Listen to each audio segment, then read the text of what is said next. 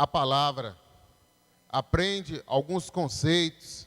Então, meu irmão, valorize a escola dominical.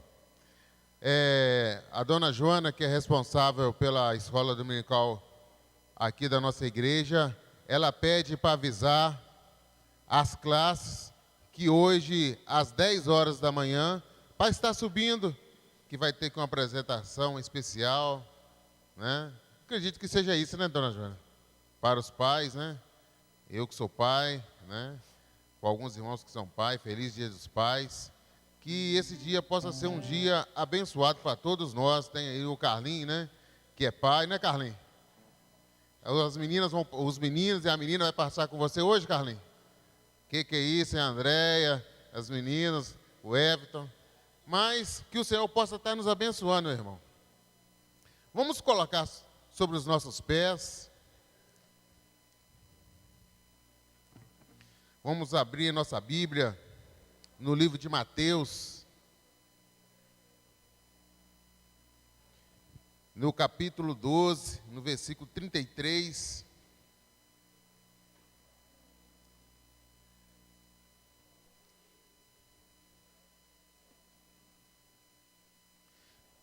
O livro de Mateus é o primeiro livro do Novo Testamento, né? O pastor Rafael fica ali, o irmão Rafael fica me olhando ali, se eu não vou atrasar muito, né? Eles falam que o pessoal que fala na rádio gosta de falar um pouquinho, né? O pastor Wagner que se diga, né? Não é, pastor Wagner? O homem dos abraços ali, ele fala que eu sou o homem dos abraços, irmão Adriano, né?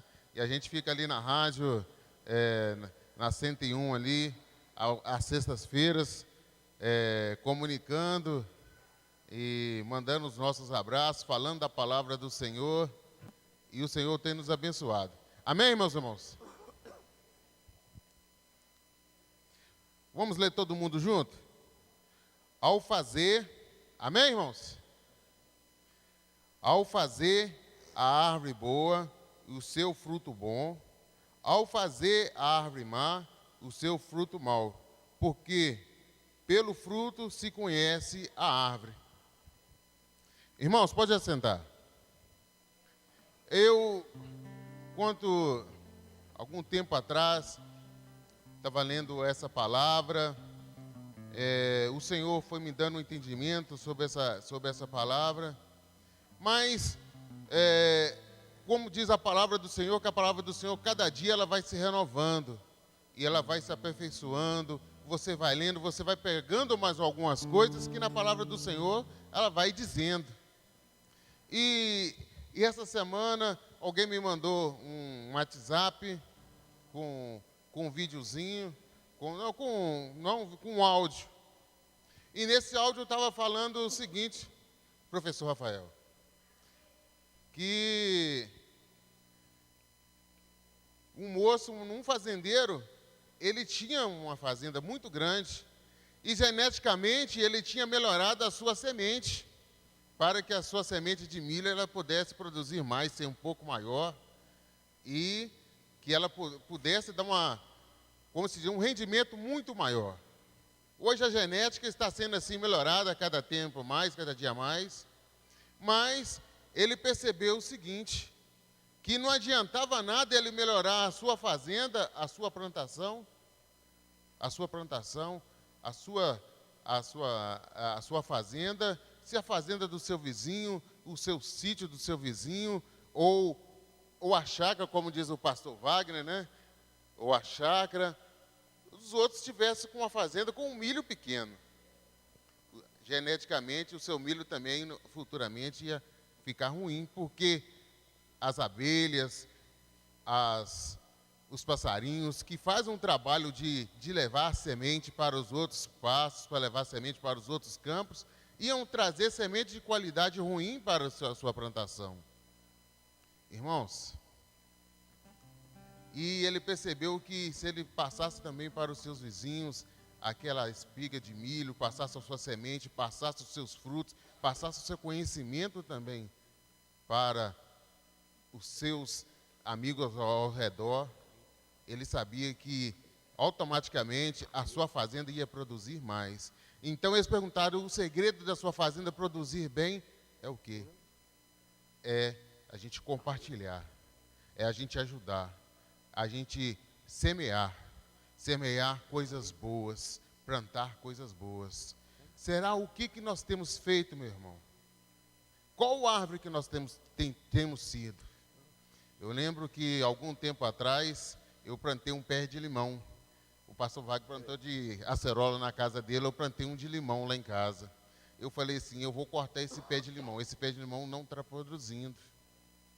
Não está produzindo. Esse ano eu vou cortar esse pé de limão. Se ele não dá limão, eu vou cortar esse pé de limão. Irmãos, engraçado, que eu fui lá, dei uma podada nele, e o pé de limão, no ano que eu falei que ia cortar ele, começou a produzir. Adubamos, chegamos, e começou a produzir. E ele tem dado limão lá para minha casa, para a casa da minha mãe, e de vez em quando meus irmãos também vão lá em casa e pegam no pé de limão e pegam limão, meus irmãos. Então é assim. Qual fruto que você tem procurado a dar? Irmãos, hoje é dia dos pais. Será que os nossos filhos podem chegar e falar assim, eu tenho orgulho do meu pai, porque meu pai semeou coisas boas na minha vida? Será que isso, alguns conceitos, alguns frutos que eu tenho lançado, algumas sementes que eu tenho lançado para o meu vizinho, são sementes boas? São sementes que vão produzir? São sementes que vão florescer? Será que o meu vizinho que mora do meu lado sabe que eu sou um cristão? Eu tenho semeado na vida dele? Será que eu tenho sido uma árvore boa? Será que eu tenho sido uma árvore má? E nós estamos aqui, meu irmão, numa fazenda do Senhor Jesus, que aqui tem frutos bons, onde que nós podemos aprender coisas boas, onde que nós temos oportunidade de ser pessoas boas, de termos semente boas. Amém, meu irmão? Vamos ficar de pé, vamos fazer mais uma oração. Só relembrando que a irmã Joana pediu que as classes pudessem subir hoje às 10 horas para o encerramento da escola dominical. Vamos fazer uma oração. Senhor, nosso Deus, nosso Pai, Senhor, nós estamos aqui, ó Deus, nessa manhã te dando graça porque Tu és o nosso Deus forte, ó Pai, a quem nós temos a certeza da nossa vitória, Senhor. Ó Pai, nós queremos ser, ó Pai, uma árvore boa, Senhor, junto a Ti, Senhor, que possamos produzir bons frutos, Senhor. Queremos, Senhor, ser referência, Pai, no nosso lar, na nossa casa, para os nossos vizinhos, para a nossa igreja, para a nossa cidade, ó Senhor, para o nosso país, Senhor. Ó Pai, nós queremos, ó Deus, ser uma boa árvore, Senhor. Que o Senhor possa ser cada vez mais presente em nossas vidas, Senhor. Pai, possa abençoar, ó Pai, os pais que estão aqui nessa manhã, Senhor. Possa também abençoar, ó Pai, aqueles que ficaram em casa, Senhor. Possa, Senhor, também abençoar, ó Pai, aqueles que estão nos assistindo através, ó Pai, da internet, Senhor. Possa, ó Pai, ter um dia abençoado, ter uma semana abençoada diante de Ti, Senhor.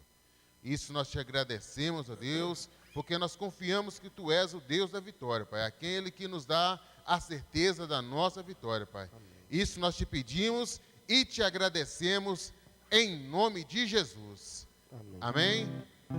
Graça e paz, irmãos. Bom dia. Vamos adorar o Senhor com uma canção.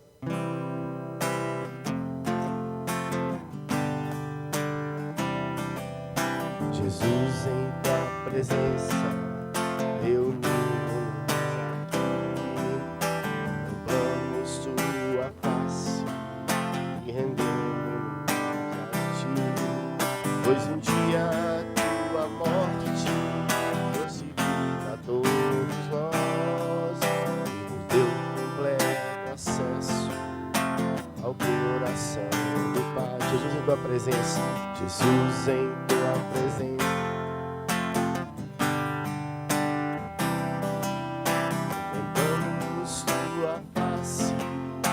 Rendemos a Ti, pois um dia Tua morte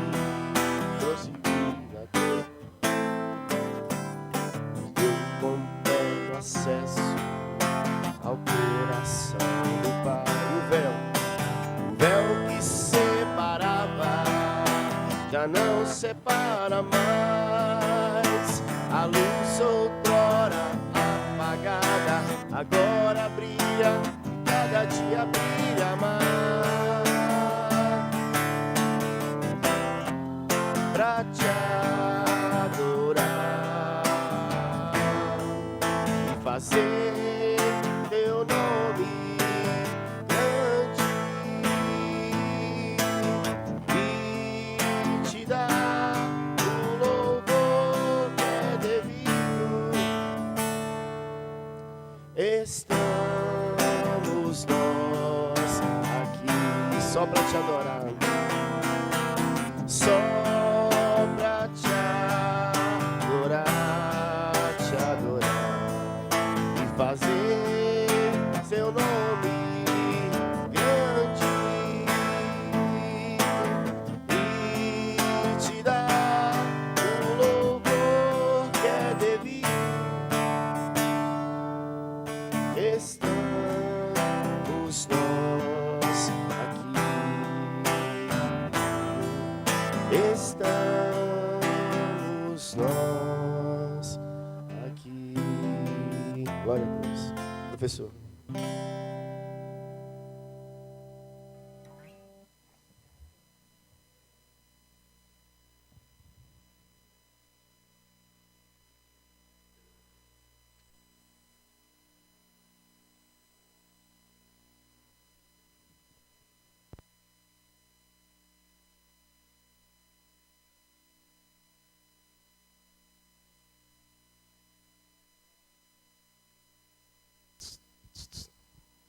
Bom dia, irmãos. Hoje vai parecer que está tudo escrito errado, porque, deixa eu ver se eu consigo virar para mim um pouquinho.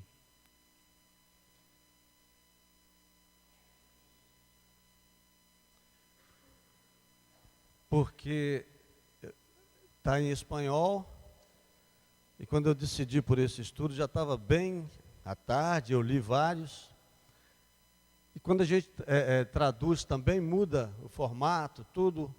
Então, assim, vai ficar parecendo errado ali, muito parecido com o português. É bom que vocês aprendam um pouquinho de espanhol. E, ao mesmo tempo, eu vou lendo aqui, já traduzindo. Não é ideal, mas é o melhor estudo que tem. Muito difícil de achar estudo bíblico dos evangelhos, né? A teologia bíblica, a gente acha muito sobre temas. Então, achei em inglês, achei em espanhol os melhores. Em português estava muito fraquinho, mas nós vamos seguindo aqui. É o Evangelho de Mateus, que nós vamos estudar. Nós estudamos em introdução 2 semanas, né, a respeito dos evangelhos. E agora a gente vai dar a sequência estudando a estrutura e as características de cada evangelho, que vai ajudar na compreensão. E o dever de casa hoje, dessa semana, é você ler o Evangelho de Mateus. Com essa compreensão que nós vamos dar aqui, você vai ler com muito mais clareza o Evangelho de Mateus e vai entender. Parece uma coisa muito simples, mas o que salva as pessoas é o plano de salvação. E o plano de salvação cabe na palma da mão, no momento oportuno. Até no final da aula aqui, se der tempo, a gente pode passar o plano de salvação que está baseado no Evangelho. E é isso que salva, né? É a fé no Senhor Jesus Cristo. Então vamos estudar, aprofundar hoje um pouco no Evangelho de Mateus. Então, Mateus 16, 15 e 16, diz assim: eu te digo a vocês, e vocês, e Jesus lhes disse, né? E vocês, quem dizem que eu sou? Respondendo Simão, Pedro disse: tu és o Cristo, o Filho do Deus vivo. Esse é o versículo chave. Versículo-chave de Mateus, então, é Mateus 16, 15 e 16, quando Jesus primeiro pergunta quem os homens dizem que ele é, e depois ele pergunta aos apóstolos e Pedro vai responder: Tu és o Cristo, o Filho do Deus vivo. Esta é a máxima de Mateus, é apresentar aos judeus primeiramente, inclusive obedecendo uma ordem de Jesus, ele diz: pregai o evangelho primeiramente à casa de Israel. E ele então vai escrever, como nós veremos, mostrando que Jesus é o rei deles. E como ele escreve posteriormente, ele vai inclusive provocar os judeus, né, mostrando que gentios, nações, pessoas diferentes de Israel deram valor para se cumprir a profecia que diz que ele veio para o que eram seus e os seus não receberam. Então, qual é o animal do Evangelho de Mateus? Quem lembra da aula passada? O leão. Então, o leão, que é o rei, e ele vai apresentar com muita ousadia para os judeus esse rei. Veja que o Evangelho de Mateus é um evangelho, então, de confronto. Ele vai estar confrontando. Nós vimos que Marcos escreve de uma certa forma para agradar os romanos, que são pessoas perdidas lá no mundo, miseráveis, pecadoras. Vemos João escrevendo de uma maneira também muito delicada, bastante teológica, para as pessoas que não são de Israel. E vimos Lucas, que também escreve a gentios e judeus, mostrando a misericórdia de Jesus, né? A humanidade de Jesus. Mateus, que escreve para os judeus, apresenta Jesus como rei. Jesus veio primeiro e se apresentou como rei. Houve muito confronto até levá-lo à sua morte. Então veja a tônica do Evangelho de Mateus. A tônica é mostrar a Jesus como o ungido, o Filho do Deus vivente. Isso era insuportável para as autoridades judaicas. Depois da morte de Jesus, muitas delas aceitaram Jesus. Nicodemo, José de Arimateia, ainda na época de Jesus, que eram senadores, príncipes, eles se converteram. Mas uma grande parte deles só se converteram depois.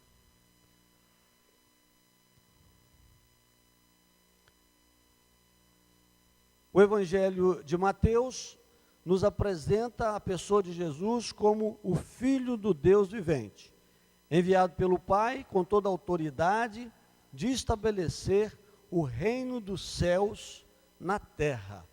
Termo utilizado frequentemente por Mateus, e ele prefere usar reino dos céus do que reino de Deus. Ele vai dar uma preferência para reino dos céus, né? Aqui, reino de los cielos.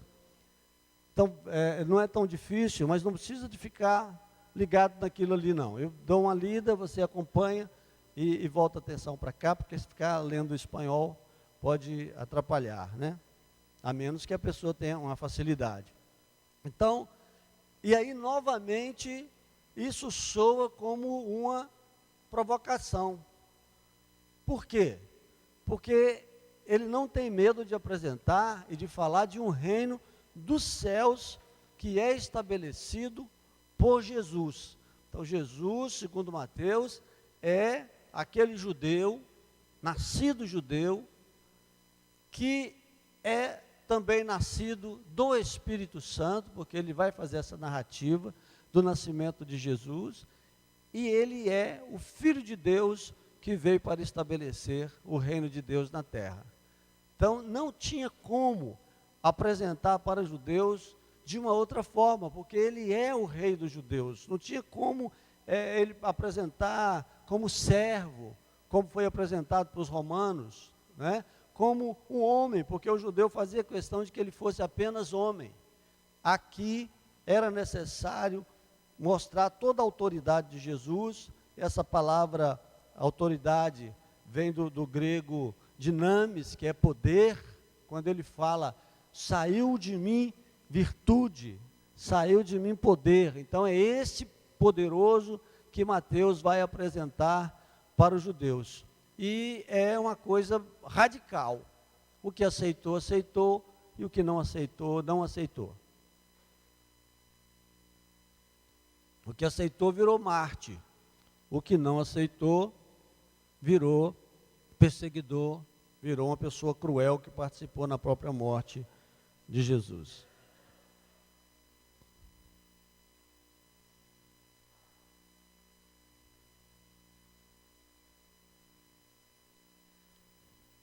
Então nós vamos ver agora o esboço de Mateus.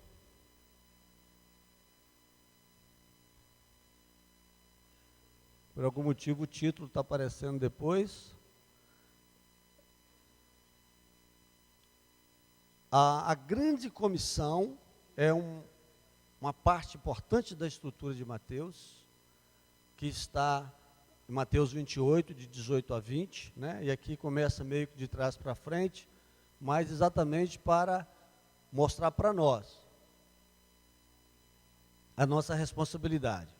Então Jesus, ao terminar todos esses trabalhos, ele vai dizer para discípulos que são judeus, que morreriam depois por causa dos judeus, da perseguição dos judeus, que eles deveriam levar o evangelho, inclusive para o mundo todo. Isso não é feito a princípio pelos apóstolos. Nós vamos ver no livro de Atos que eles ficam um tempo ainda em Jerusalém, até que há uma perseguição, e essa perseguição que é feita em Jerusalém, os apóstolos continuam ali, mas muitos crentes que foram evangelizados e foram ensinados ali ao pé de Pedro, de João, de Tiago, eles vão sair pregando o evangelho, inclusive na época da perseguição movida por Paulo. E este Paulo é que vai ser o grande proclamador, o mais famoso. Com certeza houveram muitas pessoas que pregaram em muitos lugares, mas Paulo fica famoso porque ele faz um trabalho grande, ele registra esse trabalho e ele se torna o pregador dos gentios, mas também judeu. Ele vai aceitar Jesus um tempo depois, que Jesus já estava morto, ele estava perseguindo o próprio Jesus, como Jesus diz, e é ele que vai nos mostrar como que é essa comissão pelas nações, com detalhes, os sofrimentos, inclusive a perseguição dos judeus em outras nações, como ele mesmo fazia. Os judeus estavam espalhados por todo mundo tinha sinagoga, em todos os lugares do mundo. E Paulo, ele vai para a Europa, e mesmo lá tem sinagoga, tem judeu para perseguir, e às vezes eles perdiam Paulo, e Paulo estava em alguma cidade fazendo esse trabalho, mas os judeus logo tomavam conhecimento, e saía gente de outra cidade, que já conhecia Paulo, que para eles era uma peste. Foi assim que eles chamaram, quando Paulo voltou a Jerusalém, quando ele foi preso, né? Aqui está a peste. A peste é uma doença que se propaga, e os judeus tinham o evangelho como uma doença que se propagava. Esta é a grande comissão, dita pelo judeu num sentido negativo, né? É o crescimento, é a ramagem do evangelho, e Paulo fez isso com muita excelência, Mateus 28, de 18 a 20. Nós vamos ver somente neste evangelho a genealogia de Jesus, como nós falamos na aula passada. Então, segundo é a genealogia de Jesus, que começa no versículo 1 do capítulo 1 de Mateus. Ele vai apresentar todas as gerações de Abraão até Jesus. Por que que só Mateus faz isso? Novamente, porque Mateus escreveu aos judeus. E para o judeu era muito importante saber se Jesus era mestiço, saber se Jesus era de outra nação, ou saber se Jesus era judeu mesmo. Especialmente para os crentes que aceitaram a Jesus, porque eles sabiam que, segundo as profecias, o Messias viria dos judeus, do meio dos judeus. Que ele seria um filho de Davi, e Davi ficou assim, muito admirado de Deus dizer para ele que o reino dele nunca acabaria. E sem entender por que o reino dele nunca acabaria.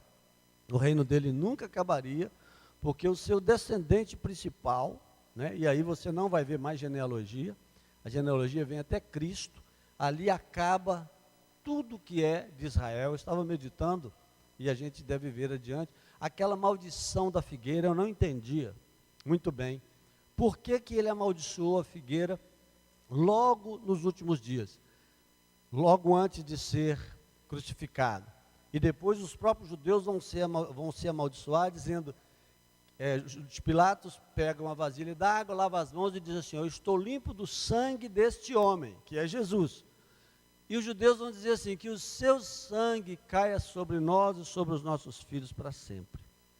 E eles tinham sido amaldiçoados simbolicamente através da figueira, porque a oliveira e a figueira são árvores que representam Israel como nação. Quando fala de árvores, então o cedro representa o Líbano e assim por diante. E todas as árvores representam todas as nações, quando a Bíblia fala assim, e a oliveira e a figueira e a videira, o pé de uva, o pé de figos e o pé de azeitonas, representa Israel. Quando ele amaldiçoa porque não achou figo, e não era tempo de figo, na verdade ele está dizendo simbolicamente, até nesse ato, não foi literalmente, porque não era tempo de figo, ele está dizendo que Israel ia murchar e secar, que tudo que representava Israel em termos de reino de Deus, estava murchando, estava acabando, para surgir uma coisa nova, a igreja. A igreja é a coisa nova de Deus a partir da vinda de Jesus. Israel tem que vir para a igreja, e as nações têm que vir para a igreja, porque Jesus é o fundador da igreja. Uma outra coisa interessantíssima, que o único evangelista que usa a palavra igreja é Mateus. E ele faz isso falando aos judeus para diferenciar de sinagoga. Tinha uma palavra que se traduzia por sinagoga e outra palavra que significava reunião, que se traduzia por igreja, que é do grego, eclésia. Então, ele usa esse termo para dizer que a reunião dos crentes é diferente da reunião dos judeus. O judeu dizia, eu estou indo à sinagoga, a uma reunião. E os crentes diziam, eu estou indo à igreja. É reunião de pessoas também, só que a igreja é de Cristo. E a sinagoga é da perseguição, nem de Moisés não é. A sinagoga foi criada porque, e hoje ela está muito ativa, porque os judeus estão sem templo desde aquela época. Jesus falou que não ficaria pedra sobre pedra no templo. E houve uma revolta dos judeus começando no ano 66 da nossa época, da nossa era, e eles fizeram tanta raiva nos romanos, e os romanos eram um povo guerreiro, muito bélico, que eles tiraram pedras de 10 toneladas, removeram pedras de 10 toneladas, que tinha feito por eles mesmos. Quem tinha construído toda aquela beleza, toda aquela coisa, era Herodes. Então, um romano constrói e o outro destrói. Um outro imperador foi Herodes. Herodes não era imperador, ele era o rei ou o governador da Judéia. E ele vai destruir. E aí alguém diz assim, então para que construiu se ficou um tempo tão pequeno? Quando Jesus estava lá, eles disseram assim, 46 anos demorou para construir esse templo, e tu dizes que destrói esse templo e o reconstrói em 3 dias? Isso ele disse no ano 30. A construção começou perto do ano 20 antes de Cristo. E já no ano 70 ela estava no chão. Para que foi construído aquilo? Novamente, simbolicamente, foi construído para Jesus. Foi no pátio dos gentios que Jesus disse que as nações estavam entrando no plano de Deus. Quando ele entrou no pátio dos gentios, o pátio dos gentios era enorme. Esse planalto que Herodes fez tinha 400 metros por 400. O templo tinha, me parece, 25 por 50. Então era muito pequenininho dentro desse pátio imenso. E os judeus desrespeitavam esse pátio. E Herodes fez aquele num lugar muito bonito, para agradar os judeus, sem saber de nada, porque ele não era crente, não era nada. Mas ele veio na cabeça dele aquela inspiração, como Nabucodonosor com seu sonho, uma coisa louca. E ele construiu uma das maiores construções de Roma, de todos os tempos. Começou no ano 20, terminou no ano 26, Jesus chega no ano 30 e no ano 70, tudo é colocado no chão. Muitas coisas foram feitas assim, preparando para Jesus. Os essênios, por exemplo, que nos deu João Batista, eles começam no ano 50 antes de Cristo, e no ano 70 também acabou, porque os romanos perseguiram, acabaram, mataram todos os essênios que estavam no deserto. Não ficou nada. E João Batista é o maior de todos os profetas, e veio lá do deserto, dessa religião de judeus chamada os essênios. E tudo isso é o fundo dos evangelhos, mas especialmente do evangelho de Mateus, que é o evangelho que foi escrito para os judeus. Outra coisa importantíssima são as palavras de Jesus. As palavras de Jesus compreendem os seus ensinos. Aqui é o finalzinho do Sermão da Montanha, na altura de Mateus 7, e as parábolas também. Muitas parábolas estão colocadas em Mateus, que ensinam poeticamente acerca do reino dos céus, como diz Mateus, e não de Deus, como dizem os outros evangelistas. Por causa dessa esperança. Olha que coisa interessante.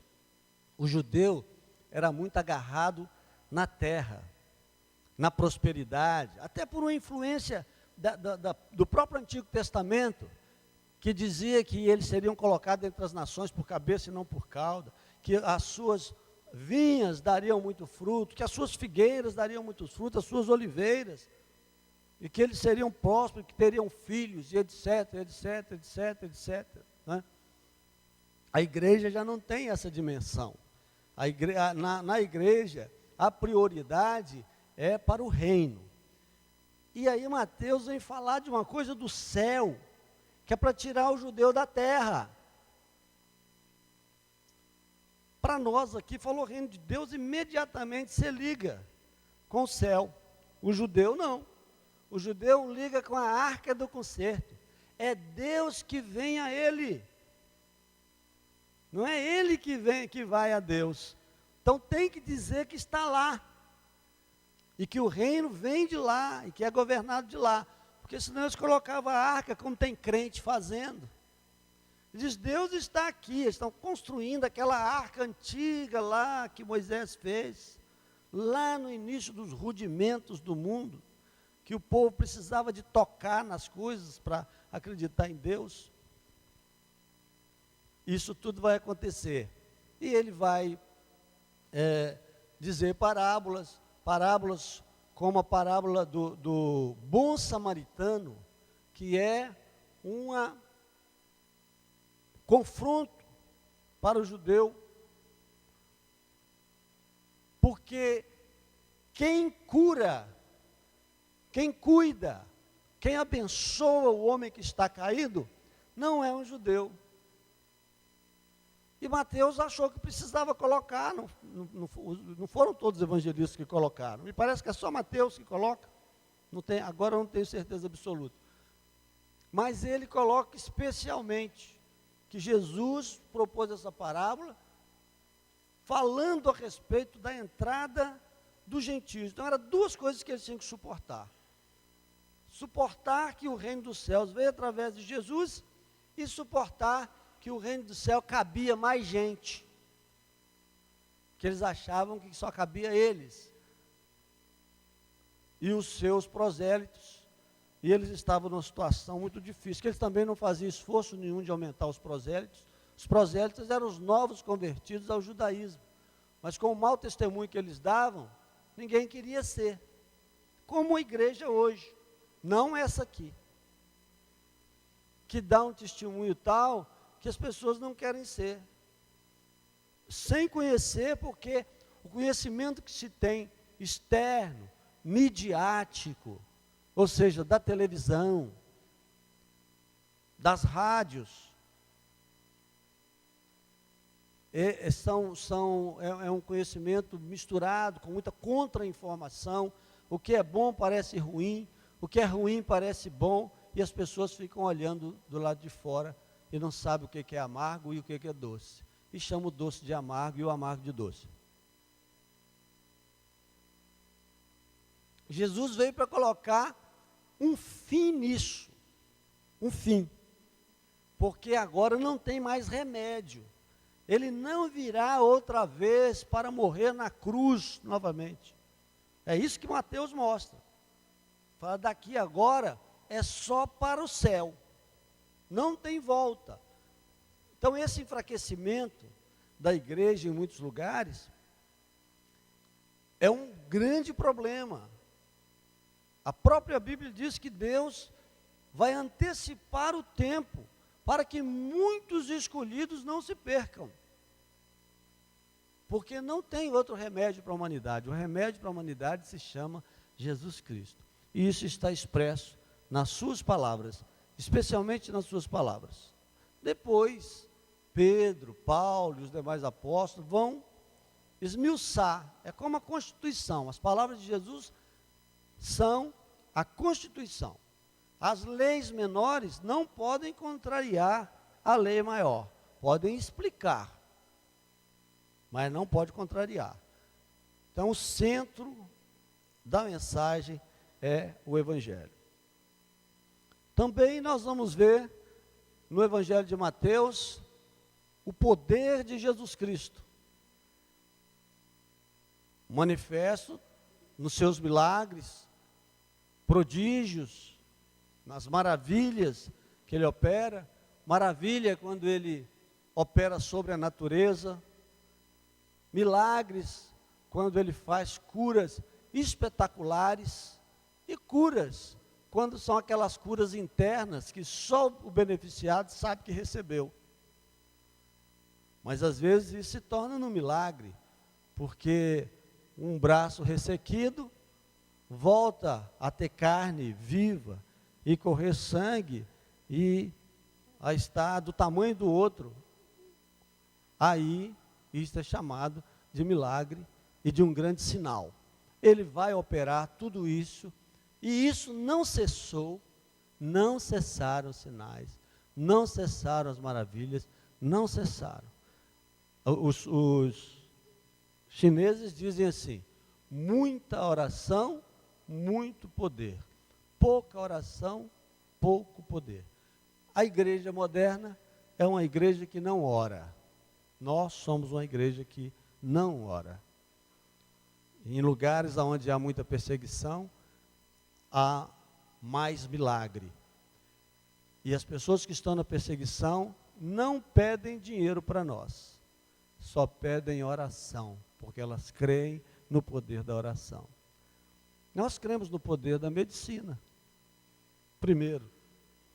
Depois a gente crê no poder da oração. Porque o médico pode fazer tanta coisa, mas lá onde não tem médico, lá onde não tinha médico, quando Jesus estava lá, fora de Israel, que tinha seus médicos, que tinha toda uma sabedoria de fitoterapia, eles creram muito menos em Jesus. E a falta de fé nele, no próprio Jesus. Quem creu em Jesus foram as pessoas dos vilarejos, das cidadezinhas longe, lá da Galileia. Falar da Galileia é falar do Nordeste, do norte de Minas, do Nordeste, lá onde ficavam aquelas pessoas pobres, que os reis não queriam nem visitar. Salomão deu umas cidades ali de cima para o rei de Tiro, que ajudou ele muito, deu aquelas cidades lá do norte para ele, e ele mandou uma carta para Salomão, o rei de Tiro, que ficava logo acima na Fenícia, e que ajudou na construção do palácio de Salomão e do templo no Antigo Testamento. E ele fala assim: que cidades são essas, meu irmão, que você me deu? Ou seja, ninguém que nem de graça, eles não queriam aquelas cidades de lá.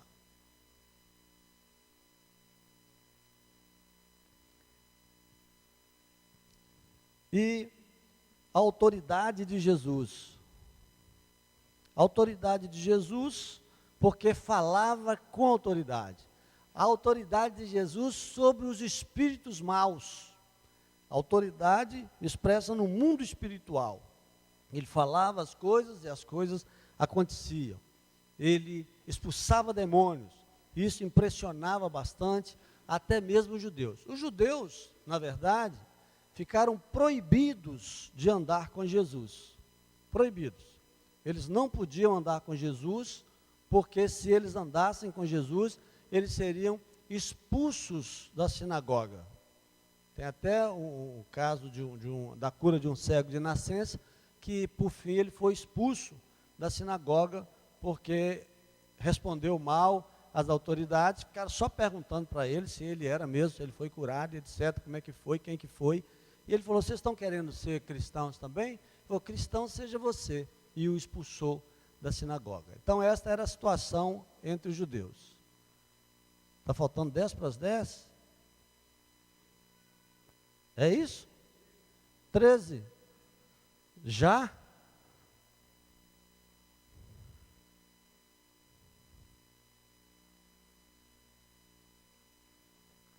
Agora o propósito do Evangelho de Mateus.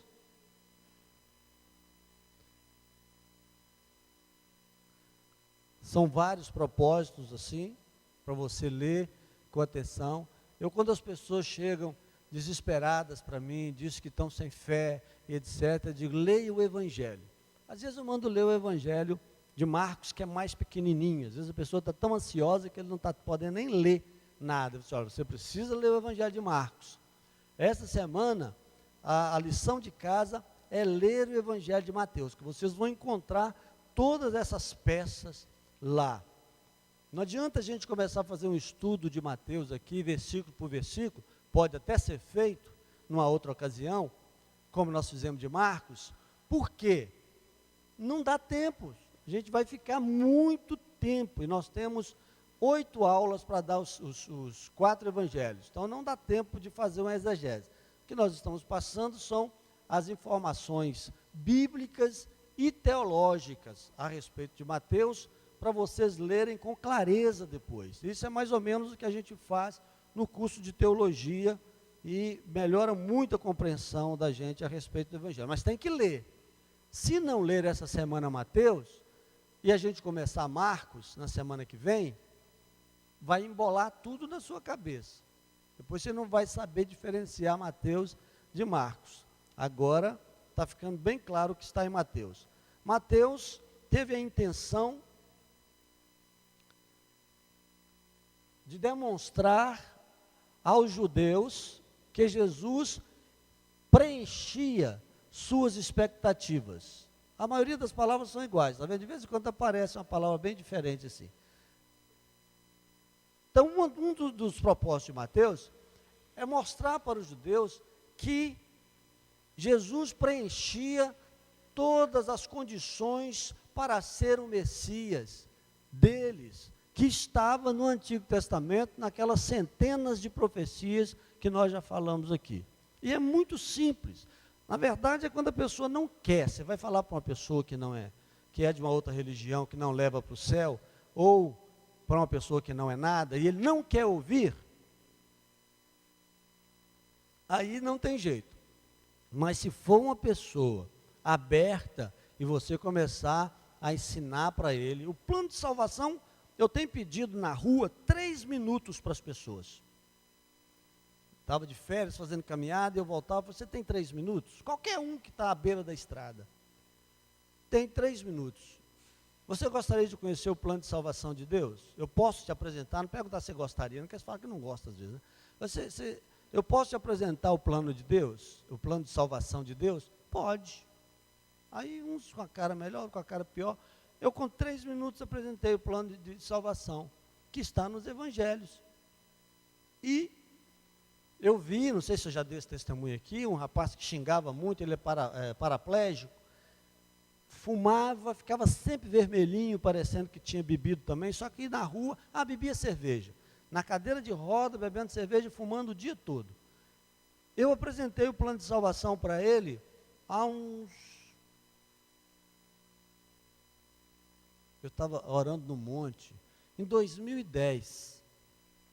Eu subia para o monte e descia. E aí eu apresentava o plano de salvação para alguém.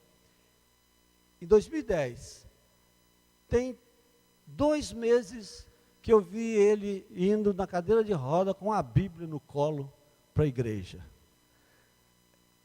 São 5 versículos só, que você pode colocar outro se você tiver mais tempo. Se você não tiver tempo, você pode apresentar 5 versículos. É mais ou menos aqueles 4 passos, né? Esse é bom, que são 5 e fica na palma da mão. Isto é o bastante para salvar. O judeu não se salvava com isso, nem com o Antigo Testamento dele todo, nem com o Evangelho todo, nem com nada. É por isso que muitos deles, a maioria deles, estão por aí, até hoje, sem salvação, achando que estão em Deus, mas como o maometano acha que está em Deus. Na plenitude. Eles falam bem de Deus, adoram a Deus, mas o Evangelho, o Israel, secou-se, como secou aquela figueira. Para Deus, quem vai ser arrebatado é a igreja, como apresenta Mateus. A igreja será arrebatada. Chama igreja. Não chama sinagoga, nem templo de Israel, que foi derrubado, aí não pode ter sacerdócio, não pode ter sacrifício, não pode ter nada, e não podia ter mesmo. Eles não têm lugar para apresentar os seus sacrifícios. Por quê? Porque Jesus disse, era para ter acabado tudo aquilo, Israel ter ser missionários, mas não foi possível isso acontecer. É isso que Mateus vai estar colocando. Então, ele vai apresentar profecias para dizer que Jesus preenchia todas as suas expectativas. Ele era o Messias por tanto tempo estava esperando. Então, Jesus, ele era o Messias que por tanto tempo eles haviam esperado. Essa é a finalidade de Mateus. Dizer, especialmente para os judeus e para nós, naturalmente, que o Evangelho agora se tornou de domínio de todo mundo, né? Primeiramente ao judeu e depois o grego. Quem são os gregos? Nós. A palavra grego se refere a todas as nações. Também, em 16 ocasiões, o Evangelho disse algo como assim: tudo isso aconteceu para que se cumprisse o que falou o Senhor por intermédio do profeta. No Evangelho de Mateus, 16 vezes vai ser dito: tudo isso aconteceu para que se cumprisse o que falou o Senhor por intermédio do profeta. Vocês imaginam o Evangelho, né? Com pouco mais de 20 capítulos. Para cada capítulo, quase, né? E não foi só profecia que ele disse, ele falou de outras coisas também. Ele vai falar 16 vezes, tudo isso aconteceu para que se cumprisse o que o profeta, nosso profeta, no caso, ele falou o profeta de vocês, o nosso profeta, nós diríamos o profeta de vocês, porque nós somos judeus, mas agora os profetas também são nossos. E se cumpriu para que cumprisse, isso aconteceu para que se cumprisse o que o profeta falou. E às vezes ele dizia o que Isaías falou, o que fulano falou, citando o nome do profeta, para convencer aos judeus de que Jesus era o Cristo. Outra pessoa que fez um trabalho muito bom no convencimento dos judeus, Paulo, não tinha tanta paciência. Começou a falar para os judeus, e olha que ele era um perseguidor. Paulo era uma pessoa de temperamento muito extrovertido, muito colérico. E ele falou, um dia ele cansou e falou assim: desde agora eu vou para os gentios. E aí ele foi o grande apóstolo dos gentios. Ele não tinha paciência para ficar falando as mesmas coisas para o judeu. Mas Mateus teve essa paciência e Apolo tinha essa paciência. Apolo era exímio em convencer um judeu de que Jesus era o Cristo, antes de ser batizado no Espírito Santo. Imagine depois. Ele já tinha essa calma, essa capacidade. Ele parecia ser um homem, Apolo, parecia ser um homem bem calmo mesmo, porque até quando é citado, ele é citado junto com a mulher, que é Priscila, e o nome da mulher é primeiro. Nunca diz Apolo e Priscila, diz Priscila e Apolo. Então ele era uma pessoa, já tinha. Mas não exagere, mulheres, não exagerem. Não exagere.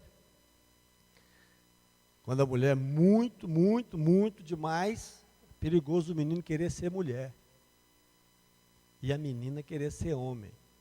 Isso é uma coisa natural. Tem que ter, pode ter uma, né? Às vezes a mulher é mais extrovertida, mas tem que valorizar esse homem e falar para os filhos o quanto ele é importante.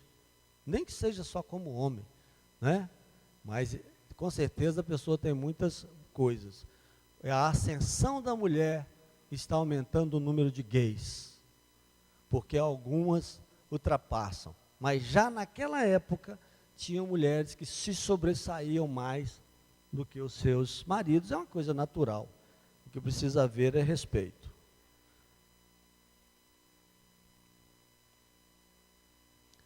Nós já estamos encerrando essa parte do propósito. Não, acho que ainda tem mais coisas, mas de qualquer forma,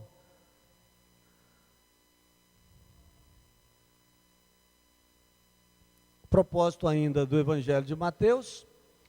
Mateus apresentou a Jesus como o personagem central ao redor de quem gira todo o Antigo Testamento. Então, Mateus vai colocar Jesus como a pessoa central do Antigo Testamento, de quem? Olhem para cá, por favor. As crianças vão chegar aí, mas presta atenção aqui. Ao Antigo Testamento. E também, Jesus foi o rei e Messias prometido. Ele vai enfatizar isso, que ele é o rei, como nós já falamos. Outra coisa, outra ênfase, é dizer que Jesus é o Salvador do mundo. Agora eu preciso de muita atenção de vocês, senão eu vou ter que parar. Porque os meninos vão chegar e vão fazer um certo barulho, para a gente terminar pelo menos o propósito aqui. Porque senão a gente pode interromper e deixar os meninos chegarem, que há um barulho natural, porque são crianças. E é muito bom, até eu estou com vontade de ficar olhando para as crianças, que eu adoro criança. Parar aqui e ficar olhando para as crianças. Né? Avô, e tem gente que tem uma inveja, que eu vou te falar, quase morre. Entre outras coisas, Mateus chamou, ele fica falando coisas comigo aqui, tá? Quem está lá atrás, ele fica falando coisas comigo aqui. Eu estou dando estudo, ele fica me cutucando o tempo todo. Quando eu falo aqui, porque eu já estou aqui, ó.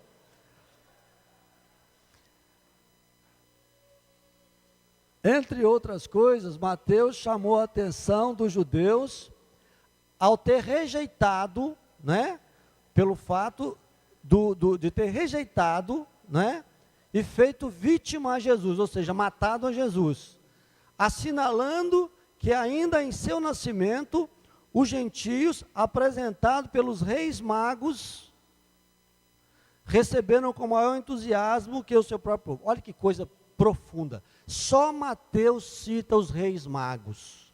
E Mateus escreve depois. Ele faz questão de incluir os gentios, demonstrando para o judeu que Jesus é para todas as nações, com muita coragem, com muita coragem mesmo, ousadia, de colocar esses reis magos, que realmente vieram, mas os outros não falam, porque não tem esse propósito, somente Mateus vai colocar. E agora, quando você for ler, todas as vezes que ele falar samaritano, ou pessoa, especialmente samaritano, ou pessoa de outras nações, como esses reis magos, prestem atenção que ele está exemplificando para os judeus que eles rejeitaram a Jesus, mas as outras nações o acolheram. Tá certo? Vamos continuar mais um pouquinho, pastor, até chegar todo mundo? Ou o senhor quer tomar aqui a palavra? Vai? Então, nós vamos encerrar por aqui e semana que vem a gente continua a partir daqui.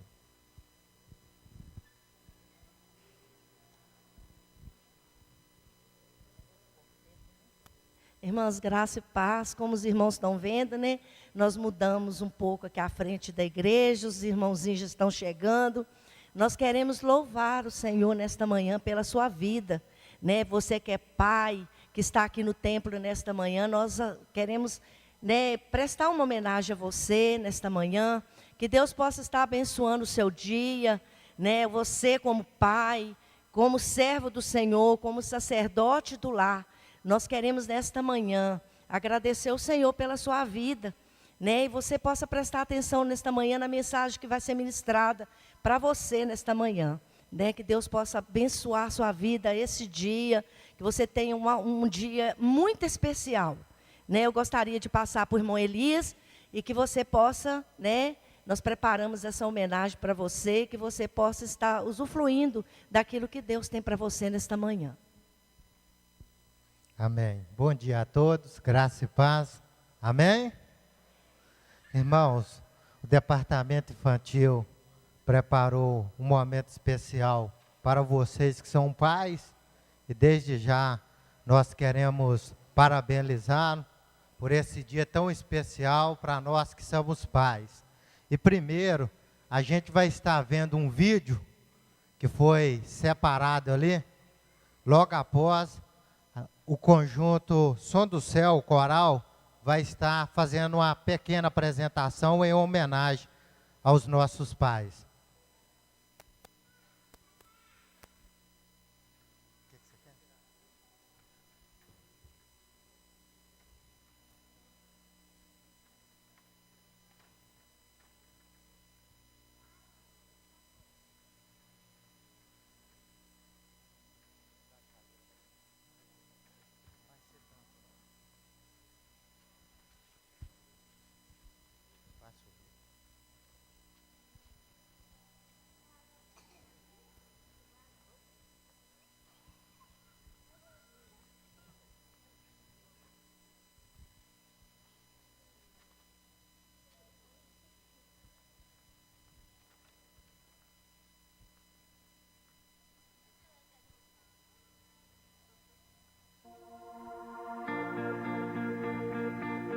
Pai,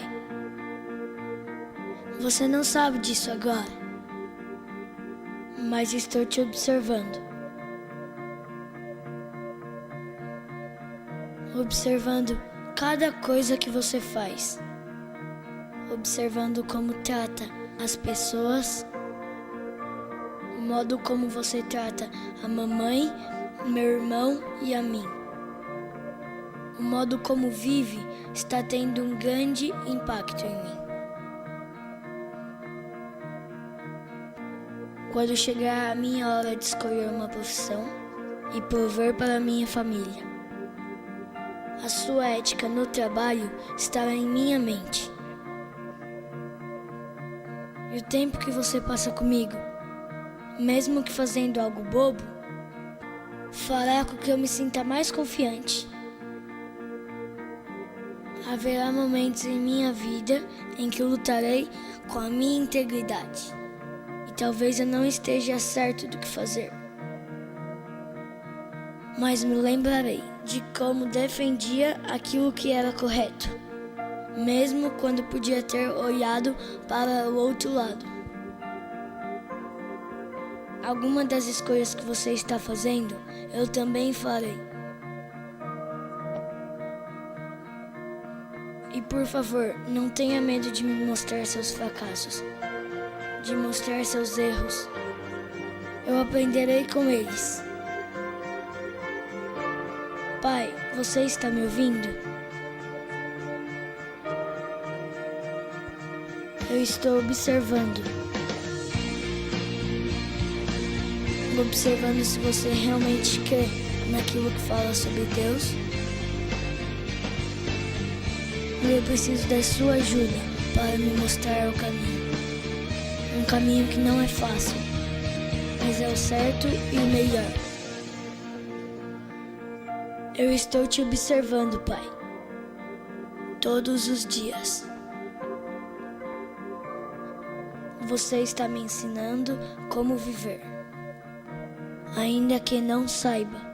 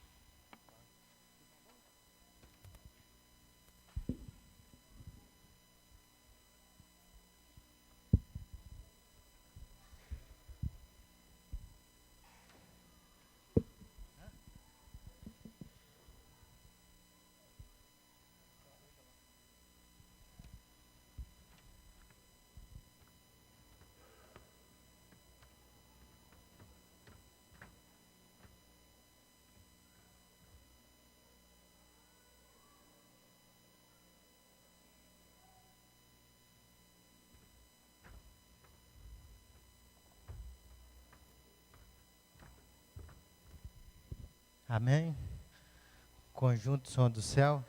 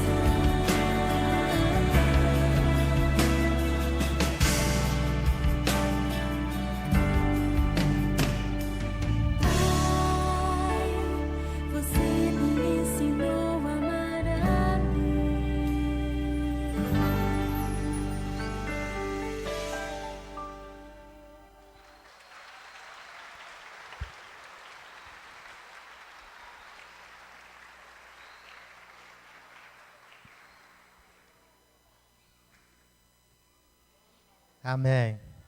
Parabéns para as meninas, ficaram ótimos. Para as irmãs que organizaram, nosso muito obrigado em nome dos pais. Eu gostaria de agradecer que eu também sou pai. Eu gostaria de convidar a igreja para colocar sobre os pés, por gentileza. Vamos estar encerrando com a oração, porque que talvez alguns ainda não tenham o privilégio de ser pai, mas isso é uma honra, a qual Deus nos presenteou, e nós devemos ser gratos por poder ser pais, amém? Oramos ao Senhor. Pai, nesse momento, nós queremos te agradecer pela vida de cada pai. Meu Deus, nos dê sabedoria, como educar, Pai, como ensinar os nossos filhos no caminho, Pai. Nós te pedimos, o Senhor, que a Tua graça, a Tua unção, venha estar sobre as nossas vidas cada dia mais e mais, para que nós possamos ensinar, ó Pai, nossos filhos no caminho, estando no caminho, Pai, com muito carinho e com muita responsabilidade. Essa é a nossa oração, em nome do Teu Filho amado, Jesus Cristo. Amém. Pastor. Graça e paz. Irmãos, só um instantinho, estaremos encerrando. Quero só avisar dos trabalhos dessa semana. No sábado nós teremos a celebração do nosso jubileu, 50 anos da Convenção Batista Nacional. Já no próximo sábado, vai acontecer ali na Cidade da Fé, no C3, a área da Igreja Batista Missionária, cedeu o local para a gente fazer. Todas as igrejas batistas nacionais do Vale do Aço, nós estaremos lá.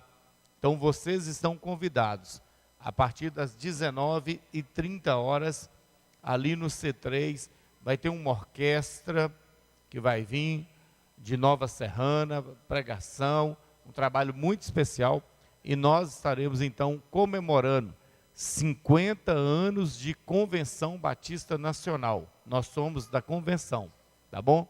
Então participe conosco ali. Hoje à noite, nós estaremos recebendo o missionário Valtemir. Ele vai pregar nos dois cultos, culto das 17h30 e também às 19h30. Mas eu quero criar com você, que talvez tenha o pai ou conhece algum pai, que não está vindo à igreja, venha e traga o seu pai ou um pai, convide, e eu vou, na abertura, eu me comprometo de fazer uma oração e uma palavra ao pai. Então você vai usar como uma estratégia para trazer a família toda. Olha, o pastor Wagner está convidando para que você venha ao culto, para a gente orar pelos pais. Hoje é dia dos pais. Então o pai não vai resistir ao convite aí do filho, né? Para que ele pudesse vir participar desse culto hoje, de gratidão a Deus. Vou dar abertura no culto e vou fazer uma oração pela vida dos pais. Traga o seu pai, você que pode, né? Você que ainda tem pai, quem não tem, né? Se você tem avô também, pode trazer, o netinho do nosso professor aí vai trazer ele. Cadê o nosso professor? Está lá. Vovô Rafael. Vovô vai vir hoje trazer ele, né? Diz ele que é mais novo que eu, mas olha lá, está cheio de neto, né? Então não tem jeito. Se não fosse que pintar o cabelo, dizer que pinta o cabelo com o orvalho do Hermon. É só oração, dizer que é só oração. Queridos, bênçãos especiais. Você recebeu uma bênção especial essa semana? Vem aqui à frente, por favor. Você que foi abençoado com bênção de aniversário, uma bênção especial no seu trabalho, na sua família, por favor, vem aqui à frente. Pode vir, pode ficar aqui à frente. Bênçãos de aniversário, bênção especial, um momento em que Deus agiu na sua vida. Ao vir aqui, você está dizendo: fui abençoado, sou grato a Deus, reconheço o mover de Deus em minha vida. Você também que é servo, é membro da igreja, seja fiel ao Senhor nos seus dízimos e na sua oferta missionária, tá bom? nós estamos já planejando, agora no mês de novembro, nós vamos construir, junto lá naquele local que construímos no Haiti, a primeira igreja, nós vamos construir também a padaria, tá bom? É um desafio missionário. Essa padaria vai custar em torno de $7.000. Então, com a sua fidelidade na oferta missionária, nós vamos construir uma padaria ainda esse ano lá no Haiti, tá bom? Então, por favor, esteja sendo fiel ao Senhor. Vamos colocar de pé. Vamos agradecer ao Senhor. Vamos agradecer. O boletim informativo está ali, depois você vai apanhar. Vamos orar, crianças. Vamos orar pelos pais. Vamos orar. Muito obrigado, Deus. Te agradecemos, engrandecemos o teu nome nesta manhã. Verdadeiramente o Senhor tem sido bom, tem sido Pai de amor, presente, e tem abençoado a tua igreja. Quantas vidas estão aqui à frente, Senhor, com gratidão ao Senhor por tudo que o Senhor tem feito. Essas vidas estão dizendo: Senhor, fomos abençoados de maneira especial e reconhecemos que toda boa dádiva vem do Senhor. Senhor, nós queremos abençoar também os pais que estão aqui presentes, que a mão do Senhor esteja sobre a vida deles. Senhor, que o Senhor esteja conduzindo essa casa, esta família, dando sabedoria, dando saúde, dando paz a este pai e a esta família. Senhor, em nome de Jesus, leva-nos, ó Deus, aos nossos lares, debaixo da tua mão de poder, da tua proteção, do teu cuidado, e que em todo tempo teu nome seja engrandecido através das nossas vidas e do nosso testemunho. Levanta-nos, ó Deus, como testemunhas fiéis do Senhor, como a igreja do Senhor que faz a diferença nessa terra. Nós oramos em Cristo Jesus. Amém e amém. O Senhor te abençoe, te guarde, te dê a paz. Cumprimente aí pelo menos 5 pessoas. Diga a paz. Deus abençoe grandemente a sua vida.